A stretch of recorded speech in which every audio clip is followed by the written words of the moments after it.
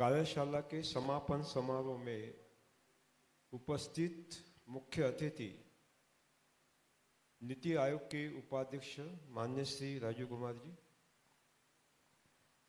हमारे पड़ोसी राज्य उत्तराखंड से आई हुई वहाँ की राज्यपाल महामहिम बेबी रानी मौर्य जी। एक राज्यपाल क्या कर सकता है,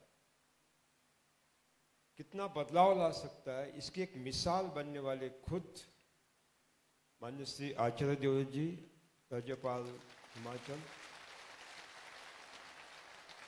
साथ में हमारे राकेश कंवर जी, जिनके पास बहुत सारे खाते हैं और दौड़ धूप चलती है, एक साथ एक हाथ इधर होता है, दूसरा हाथ इधर होता है।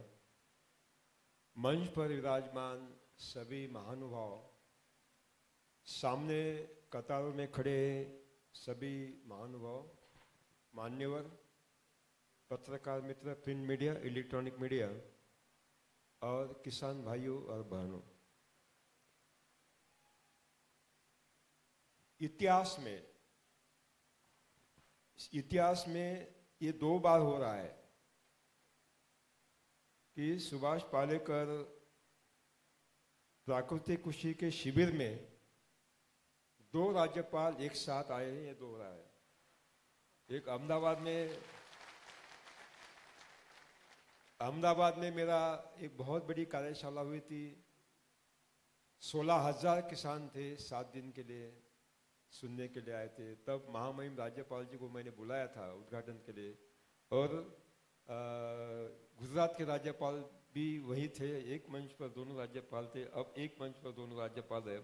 ऐसा लग रहा है ये आगे बढ़ेगा, सिलसिला आगे बढ़ेगा।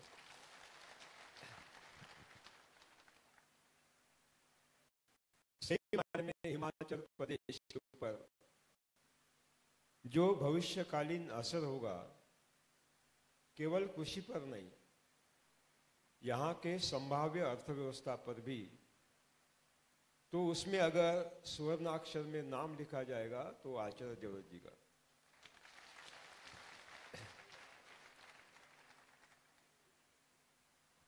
क्योंकि राज्यपाल केवल शोभा की वस्तु नहीं है कि कोई उद्घाटन करे समारोह का या दीक्षांत समारोह में भाषण करे। संविधान का रक्षक राज्यपाल होता है, और सही मायने में संविधान की रक्षा आप कर रहे हैं। साथियों, अभी जो विषय है 6 दिन का, बहन जी, वो 0 बजट प्राकृतिक कृषि नहीं है। आपने दीक्षांत समारोह में इसका पुनरुच्चार किया था अपने भाषण में। पहले नाम था, अब बदल गया है, क्योंकि 0 बजट प्राकृतिक कृषि की जो परिभाषा है वो यह है कि मुख्य फसल का लागत का मूल्य फसलों के उत्पादन से निकाल लेना, मुख्य फसल मुनाफा के रूप में लेना। सही हमारा उद्देश्य यही है। लेकिन जो 50 लाख किसान अभी पालेकर कृषि कर रहे हैं भारतवर्ष में, लाखों किसान धान की खेती करते हैं, पानी भरा जाता है और धान में 100 फसल नहीं ले सकते। लेकिन मजदूर चाहिए, बिजली का बिल देना है, साथ में पानी का बिल देना है, कहाँ से लाएगा? लागत का मूल्य तो निकालना है, 100 फसल नहीं है। इसलिए बहुत सारे लोगों ने इस पर आक्षेप किया, और जब एक अंतर्राष्ट्रीय संगोष्ठी में 165 देशों के प्रतिनिधि आए थे, तब लगभग बहुतांश लोगों ने कहा, Palekar ji please change the name because it is not possible as a 0 budget. बाद में 6 महीने मीडिया पर, सोशल मीडिया पर, जितने हमारे ग्रुप है पूरे हिंदुस्तान में, ये बहस चली है, पूरी बहस चली। और फिर हमारे किसानों ने बताया कि नाम बदलना होगा, तो ये नाम कैंसिल कर दिया गया और सुभाष पालेकर प्राकृतिक कृषि रखा गया। इसके आगे चाहे कुछ भी हो जाए, नाम होगा सुभाष पालेकर प्राकृतिक कृषि, जीरो बजट नहीं होगा, क्योंकि वो झूठ है। जब तक गलती का एहसास नहीं होता, वो अज्ञान में होता है, तो अपराध नहीं होता। लेकिन जब गलती हम देखते कि सही मायने में गलत कर रहे हैं, तो सुधारने की आवश्यकता होती है। अगर वही गलती का पुनरावृत्ति करते हैं तो वो गुनाह है। जीरो बजट नाम का गुनाह आगे हम नहीं करेंगे, न कोई करेगा, ये मेरी उम्मीद है। दूसरी बात, हिमाचल और उत्तराखंड, अभी उत्तराखंड 20 तारीख को माननीय मुख्यमंत्री रावत साहब, उनके मंत्रीगण, सारे सर्वोच्च अधिकारी और चुने हुए किसान उत्तराखंड के पूरे दिन हम बैठे थे। बाद में 1.5 घंटे मुख्यमंत्री के साथ अलग से मेरी मीटिंग हुई, और मुख्यमंत्री इतना बदलाव चाहते हैं, इतने ईगर हो गए हैं वो कि पालेकर जी हमें पूरा उत्तराखंड जल्दी से जल्दी बदलना है। बाद में माननीय राज्यपाल जी के राजभवन में मेरी आधा पौन घंटा उनके साथ बात हुई, तो बहन जी बोल रही थी कि बिल्कुल ये करना ही है, मैं कुलाधिपति हूँ, मुझे बदलाव लाना ही है। जो बदलाव आ रहा है, यानी उत्तराखंड पड़ोसी है हिमाचल का, लेकिन समान है, मुझे कोई फर्क दिखाई नहीं दे रहा है। वही देवदार के वृक्ष, वही चिड़ के जंगल, वही सब, वही पर्वत, वही झरने, वही सब, वही लोग, वही खाना, सब कुछ वही। क्या बदलाव है? लेकिन एक मैंने देखा कि इतने घने जंगल है हिमालय में, बड़ी पीड़ा की बात है कि जैव विविधता नहीं है। चिड़ के जंगल, बाकी कोई नहीं मिलेगा आपको। देवदार के जंगल, बाकी कुछ नहीं मिलेगा। ये अप्राकृतिक है, ये अप्राकृतिक है, प्राकृतिक नहीं है। प्रकृति में जैव विविधता होती है। एक बड़ा वृक्ष होता है, उसके नीचे पेड़ होता है, उसके नीचे झाड़ी होते हैं, उसके नीचे पौधे होते हैं, नीचे बेल वर्गे होते हैं, पंचस्तरी होता है। इसको हम जैव विविधता कहेंगे, इसको जंगल कहेंगे। तो मैं चाहता हूं कि उत्तराखंड और हिमाचल और जम्मू कश्मीर, इतने सारे जंगल हम एक पेड़ भी न तोड़ते हुए, जैव विविधता बढ़ा सकते, प्राकृतिक जंगल कर सकते। मेरे पास उसकी विधि है, मेरे पास उसका प्लान है, केवल सरकार के पास बैठकर इसको अमल करने की कोशिश। 2 उद्योग है, एक तो पर्यटन उद्योग। पर्यटन उद्योग महत्वपूर्ण है यहाँ का। ये सब कुछ लाया था ताकि इतनी बड़ी ठंड होगी तो कैसे होगा, मैं तो नीचे का आदमी हूँ। और जहां मैं देहरादून में विमानपत्तन पर उतरा और बाहर निकला, नागपुर पर्यटन नहीं आएगा, पर्यटन उद्योग धोखे में जाएगा। क्योंकि जिस रफ्तार से जलवायु परिवर्तन हो रहा है, जिस रफ्तार से वैश्विक तापमान वृद्धि हो रही है, और इसका परिणाम देख रहे हैं कि एसी लग रहे हैं, पंखे लग रहे हैं, कभी नहीं देखा था।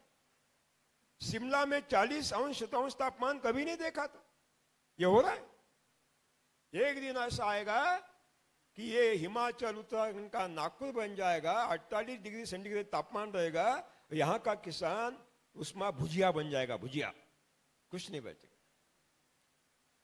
तो पर्यटन उद्योग अगर जिंदा रखना है तो एक बात करनी होगी, ग्लोबल वार्मिंग बढ़ाने के लिए जो हरित गृह वायु कारक है, ग्रीन हाउस गैसेस, उसका सबसे ज्यादा उत्सर्जन 2 क्षेत्र कर रहे हैं। एक तो कृषि क्षेत्र और उद्योग। कृषि में रासायनिक कृषि और जैविक कृषि सबसे खतरनाक है, सबसे ज्यादा उत्सर्जन कर रही है इनका। भारत सरकार ने कोपेनहेगन समिट में 23% कार्बन घटाने का एक दायित्व दिया है। इसका मतलब है वो दायित्व पूरा करना है, यहाँ का पर्यावरण को बचाना है, यहाँ का पर्यटन उद्योग बचाना है। तो रासायनिक खेती और जैविक खेती पर बैन तो लगाना ही पड़ेगा, बैन लगाना ही पड़ेगा। तो क्या विकल्प है? विकल्प है सुभाष पालेकर कृषि। ये हमारे देश का विकल्प है। जिस जैविक खेती की बात हो रही है, वो स्वदेशी नहीं है, 100% विदेशी तकनीक है। स्वदेशी के नाम पर क्यों बताया जा रहा है? अगर ये तकनीक हमारा देश का है तो इसको क्यों नहीं स्वीकार किया जा रहा है? लेकिन बड़ी आनंद की बात है, समाधान की बात है, हर्ष की बात है कि भारत सरकार को अपनी नीति क्या होनी चाहिए वो नीतियां बनाने वाला नीति आयोग, उनके उपाध्यक्ष राजीव कुमार जी इसको जान गए हैं। पंतप्रधान भी जान गए हैं कि अगर कोई विकल्प हो सकता है तो यही हो सकता है, और परिणाम स्वरूप लोकसभा में पंतप्रधान जी ने मुंह से ये बताया होगी इस विधि से।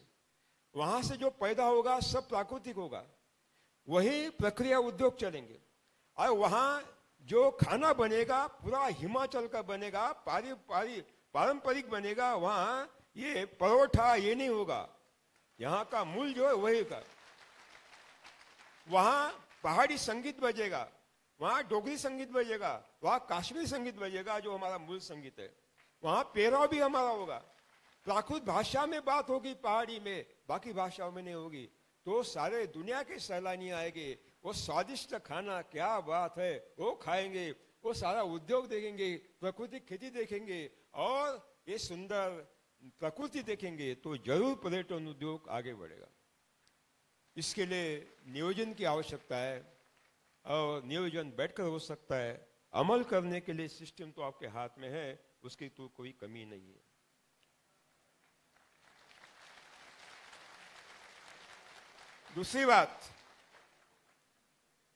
दूसरी बात यहां की लोक भाषा पहाड़ी, डोगरी, कश्मीरी लुप्त होने जा रही है। बच्चे बचपन से अंग्रेजी पढ़ रहे हैं, बोल नहीं पाएंगे, पढ़ नहीं पाएंगे, एक दिन पहाड़ी नहीं रहेगी, पहाड़ी नहीं रहेंगी। मातृभाषा में शिक्षा मिलना हर बच्चे का जन्म सिद्ध अधिकार है, जो छीन लिया गया है। क्यों छीन लिया गया है? ये काम अंग्रेजों ने नहीं किया, अंग्रेजों ने प्राथमिक शिक्षा मातृभाषा में ही दिया, अंग्रेजों ने दिया, 5वीं के बाद दिया। हम क्यों कर रहे हैं? इसका मतलब है मातृभाषा को जिंदा रखने पड़ेगा। ये जो शिक्षा चल रही है प्राथमिक भाषा में, केवल मातृभाषा में होनी चाहिए, अंग्रेजी को हटाना पड़ेगा, अंग्रेजी को हटाना ही पड़ेगा। मेरे शिविर 6 दिन शिविर आप सुन रहे हो, आपने कभी, मैं पूरा विज्ञान बता रहा हूं, 100% साइंस, कभी आपने एक अंग्रेजी शब्द देखा? सारे वैकल्पिक शब्द मैंने संस्कृत और हिंदी के दिए। कौन नहीं बोलता हमारे पास अगात महासागर शब्द भंडार। दूसरी बात, हम मेकाले के खिलाफ बोल रहे थे, आज मेकाले क्यों खड़ा है कॉलेज में, यूनिवर्सिटी में? क्या पढ़ाया जा रहा है? वो एमएससी हो गया, बीएससी हो गया, ग्रेजुएट हो गया, पोस्ट ग्रेजुएट, बाहर निकलता है, नौकरी नहीं मिलेगी। महामंदी इतनी तेजी से गहराए जा रहे हैं, कारखाने बंद हो जाएंगे, नौकरी नहीं मिलेगी, जो नौकरी है वो चली जाएगी। और दो संकट है, यंत्र मानव संचालित स्वयंचलित यंत्र, रोबोट गाइडेड ऑटोमेटिक मशीन, और कृत्रिम बुद्धिमत्ता, नकली बुद्धिमत्ता, आर्टिफिशियल इंटेलिजेंस, जिस तेज गति से उद्योगों में आ रहे हैं, नौकरियां चली जाएगी। यानी हमारी कारें रोबोट चलाएगा, खेती में काम रोबोट करेगा, कारखाने में काम रोबोट करेगा, चाहे साफ सफाई रोबोट करेगा, शिक्षा भी रोबोट देगा, दवाखाने में वो दवा भी देगा, परीक्षा भी करेगा। हम क्या करेंगे? मक्खियां मारेंगे?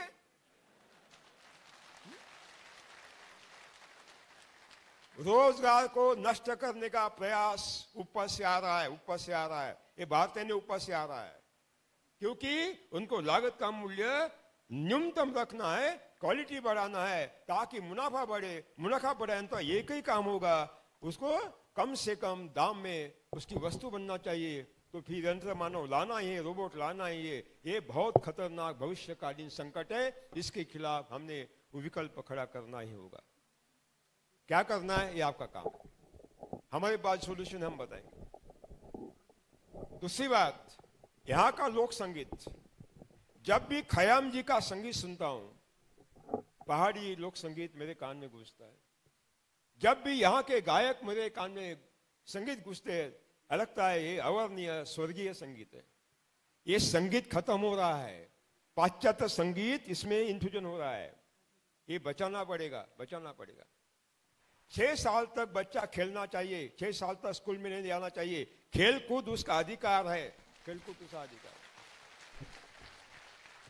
लेकिन आज मैं देख रहा हूं कि पहले 2 साल से उसको नर्सरी में डाला जाता है। इसको क्यों नहीं बंदी होनी चाहिए? बंदी होनी चाहिए। खेल कूद के लिए स्कूल में कोई ग्राउंड नहीं है, कोई ग्राउंड नहीं है। सुबह से लेकर शाम तक वो एक तो ट्यूशन करता है और स्कूल में जाता है। खेल कूद के लिए कहीं जगह नहीं मिलती। हमने बचपन को खत्म कर दिया। बच्चों का जन्मसिद्ध अधिकार है, वो दोबारा लौटाने होगा, दोबारा लौटाने होगा। यहाँ का संगीत, यहाँ के व्यंजन, आप हिमाचल में जाइए, जहां भी जाइए मिलेगा परोठा। इसके लिए भी प्रयास होना चाहिए। यहाँ की हर बात सामने आनी चाहिए। और सेब, सेब के नाम से पूरी दुनिया हिमाचल उत्तराखंड को जानती है। लेकिन सेब पर 18 छिड़काव होते। सही बात है ना? केमिकल के 18 बार। राज्यपाल जी, आपने भी मुझे कहा था कि 18 बार छिड़काव करते हैं। मैंने ये तो सुना है कि रोडू के कुछ सेब उत्पादक नींद में भी छिड़काव करते हैं। ये लोगों को जल खिलाया जा रहा है। और दुनिया का कोई भी जो ग्राहक है, उपभोक्ता है, वो जहरीला ना खाना नहीं चाहता। वो बोलता है सेब का 4 गुना दाम लो, लेकिन मुझे जहर मुक्त दो। हिमाचल, उत्तराखंड, हिमाचल, जम्मू कश्मीर का एक एक सेब जब प्राकृतिक कृषि में पैदा होगा, पूरी दुनिया का फल मार्केट हमारे कब्जे में होगा। पूरा दुनिया का, पूरा दुनिया। ये होना ही है, ये होना ही है, ये होना ही है। हिमाचल, उत्तराखंड, जम्मू कश्मीर जो पहाड़ी क्षेत्र है, जब ये मॉडल खड़े हो गए ना, सारा यूरोपियन कंट्री यहाँ आएगी, पूरा यूरोप आएगा, अमेरिका आएगा, जहां इसी तरह का आबोहवा है, इसी तरह की खेती होती है। एक मॉडल बनेगा, एक मॉडल बनेगा। भारत सत्ता बनता है मुझे मालूम नहीं। इसके लिए प्रयास तो होना ही चाहिए। Biodiversity preservation and protection act 2002, इस कानून के तहत every government is legally committed to preserve all local languages. सभी प्राकृत भाषाएं संरक्षित करने का सरकार का संवैधानिक दायित्व होता है।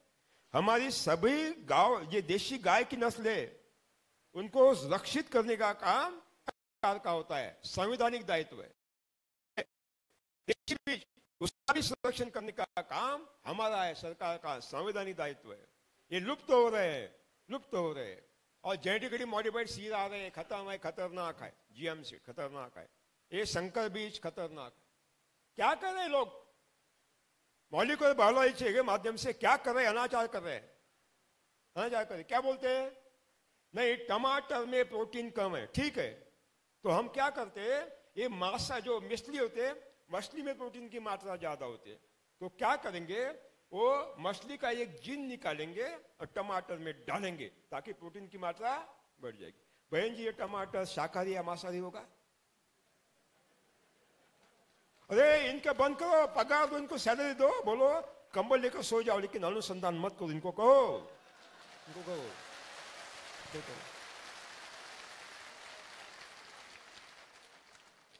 और दूसरी बात, संकर किस्में और जल का विनाश करना, जल का विनाश करना, किसानों को लूटना और आत्महत्या की तरफ ले जाना, वही दौर चलेगा। नाम बदल गया है, टेक्निक नया है। कहां तक चलेगा? देश को कहां तक ले जाएगा ये विनाश? तो इसके लिए ये पहल होनी चाहिए। देश को बचाना है तो सब मिलकर बचाना पड़ेगा। हमारे देश पंतप्रधान नरेंद्र मोदी जी ने 5 साल पहले पूरे देश को बताया था कि किसानों के लिए हम काम करना चाहते हैं, किसानों की आय दुगुनी करना है हमें, हम करके देखेंगे। अब किसानों की आय दुगुनी करने का टेक्निक देने का काम कृषि वैज्ञानिकों का था, आईसीआर का था। इसके लिए उनको तनख्वाह मिलते हैं, उनके फंड्स उनके इसके लिए मिलते हैं। 5 साल में इन्होंने अभी भी कोई तकनीक विकसित नहीं किया। क्यों नहीं किया? ये उनका दायित्व है, उनका दायित्व, हमारा नहीं है। इनका दायित्व क्यों नहीं किया? इसका मतलब है जब देश के पंतप्रधान को लगता है कि हमारे वैज्ञानिक अब तक हमें कोई तकनीक नहीं दे सकते, हमारे शब्द का उपयोग नहीं हो रहा है, तो कहीं और ढूंढने लगते। ये गलत है। जिनका दायित्व है कुछ नहीं कर रहे तो ये गलत है, गलत है। दोष उनका भी नहीं है, दोष उनका भी नहीं है, दोष उनका भी नहीं है, दोष व्यवस्था का है। तो मैं किसी को दोष नहीं देता, लेकिन एक जरूर बता रहा हूं कि कृषि वैज्ञानिक हो या अनुसंधान करने वाले मजबूत वैज्ञानिक, आप सामने आए, आपकी मानसिकता बदले, हमारे सामने जो समस्याएं खड़ी है उसका समाधान दे, ये आपका दायित्व है। सब मिलकर बैठकर ही समाधान हो सकता है, नहीं तो नहीं हो सकता। और तीसरी बात बहुत महत्वपूर्ण है कि आज तक हमने प्लानिंग कमीशन बहुत देखे, लेकिन प्लानिंग कमीशन का उपाध्यक्ष कभी किसानों में जाकर बैठा हो, कभी नहीं देखा, कभी नहीं देखा। वो केवल वो बहुत बड़े उनके एडवाइजर स्पेशलिस्ट के बीच में बैठता था। राजीव कुमार जी संत है, मैं शब्द का उपयोग कर रहा हूं, जो नीति आयोग के उपाध्यक्ष है और किसानों में जाकर पूछते आपकी दुख क्या है, आपकी पीड़ा क्या है, जरूर हम उसका समाधान। ये पहली बार हुआ है। किसान को कोई अहमत नहीं थी, सम्मान नहीं था। किसान को पद्मश्री कभी सपने भी नहीं सोचा था किसने। सिनेमा नटी है उसको मिलती थी, जो नाटक कर रही है सिनेमा में, कोई लेखन लिखता है, लेखक है, सब सपने बेच रहा है, उसको पद्मश्री मिलती थी। लेकिन किसान को पद्मश्री कभी नहीं मिली थी। इतिहास में पहली बार है कि आदरणीय नरेंद्र मोदी जी ने पद्मश्री के लिए पालेकर नाम का एक पागल चुना, पहली बार। ये मेरा सम्मान नहीं था, एक किसान का सम्मान था। आज हमारे सामने बहुत सारी समस्याएं खड़ी है। पहली समस्या है वैश्विक तापमान वृद्धि और जलवायु परिवर्तन। सारी दुनिया हिल गई है, सारी दुनिया हिल गई है। अभी जो रिपोर्ट आई है राजीव कुमार जी, ग्लेशियर पिघलने की रफ्तार दुगुनी हो गई है। झील बन गए ऊपर, नए झील कभी नहीं देखे थे। अगर सारे ग्लेशियर पिघलेंगे, बर्फ का हिम का टुकड़ा नहीं रहेगा, 10 साल के बाद गंगा नदी सूख जाएगी, जमुना सूख जाएगी, पर्यटन उद्योग खत्म होगा और गंगा के किनारे बसे लाखों गांव, जो संस्कृति है उत्तर भारत की, पूरी की पूरी धोखे में आएगी। बड़ा धोखा है, बड़ा धोखा है, बड़ा धोखा है। ये ग्लेशियर पिघलने का जो रफ्तार चल रही है ग्लोबल वार्मिंग के माध्यम, जिस रफ्तार से तापमान बढ़ रहा है, इसका एक कारण है साथियों। हो सकता है मुंबई, कलकत्ता, चेन्नई, शंघाई, न्यूयॉर्क 20-25 साल के बाद पानी में डूब जाएगी। ये हो सकता है, हो सकता है। मैंने मॉरिशस में देखा है, जब मैं अफ्रीकन कंट्री में था तो छोटे छोटे आइलैंड पानी में डूबते डूबते लोगों ने देखा है। ये रफ्तार से जल स्तर बढ़ रहा है, ये चैलेंज है। दूसरा है आत्महत्या। ऐसा समझे किसान आत्महत्या कर रहा है, बिल्कुल नहीं। जिसके जेब में लाखों करोड़ रुपए है, बहुत अगाध संपदा है, वो भी आत्महत्या कर रहा है। आत्महत्या करने का तरीका अलग है। किसान एंडोसल्फान खुद लेता है, आत्महत्या करता है। और जो पैसे वाले बड़े बड़े शहर के लोग हैं, जिनके जेब में बहुत सारा पैसा है, वो आत्महत्या करने का तरीका अलग है। जो जल खाते, खाने में से खाते, पानी से खाते, कैंसर, डायबिटीज, हार्ट अटैक से मरते, आत्महत्या ही है, आत्महत्या ही। तरीका बदल गया है। दुनिया में जितने कर्क रोग के रुग्ण है, कर्क रोग माने क्या बोलते हिंदी में? हाँ, हिंदी में कैंसर बोलते हैं। दुनिया में जितने कैंसर के पेशेंट है, 30% भारतीय। दुनिया में जितने डायबिटीज के पेशेंट है, 50% भारतीय।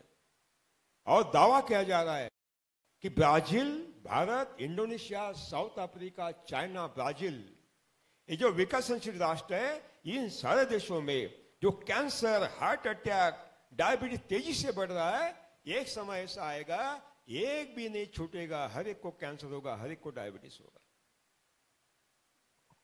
मेडिकल साइंस कुछ नहीं करेगा, मेडिकल साइंस कुछ नहीं करेगा, केमोथेरेपी देगा और उसको हाल हाल कर पीड़ा देकर मारेगा, कुछ नहीं करेगा।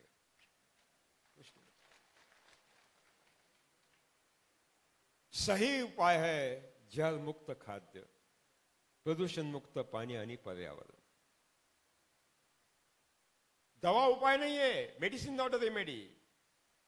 सही उपाय हमारे जो जन्म सिद्ध अधिकार है हर मानव का कि उसको जल मुक्त खाद्य मिलना ही चाहिए, प्रदूषण मुक्त पानी पर्यावरण मिलना ही चाहिए, वो देना ही संवैधानिक दायित्व होगा। और मुझे लगता है आज की सरकार उसके पीछे लग रही है और उन्होंने कुछ प्लान बनाए। क्या नीति बनाई है तो नीति आयोग कहेगा, वो मेरा अधिकार नहीं है। अपने राज्य में कैसे अमल में लाना है तो ये बहन जी कहेंगी मेरा अधिकार नहीं, उनका अधिकार है। यहां क्या चमत्कार किया है हिमाचल में, आचार्य देवव्रत जी कहेंगे ये मेरा अधिकार नहीं। लेकिन एक जरूर कहूंगा, जो भी करना है एक साथ मिलकर करना है, सबको साथ लेकर करना है, नहीं तो कुछ नहीं होगा। और अंत में कहूंगा कि निकला था अकेला, मालूम नहीं था कहां जा रहा हूं, कोई मंजिल नहीं थी, लेकिन कारवा बनता गया, कारवा बनता गया, इतना बनता गया कि आप लोग भी उसमें समेट गए, एक बहुत बड़ा हिंदुस्तान खड़ा होगा। धन्यवाद। जय हिंद, जय भारत।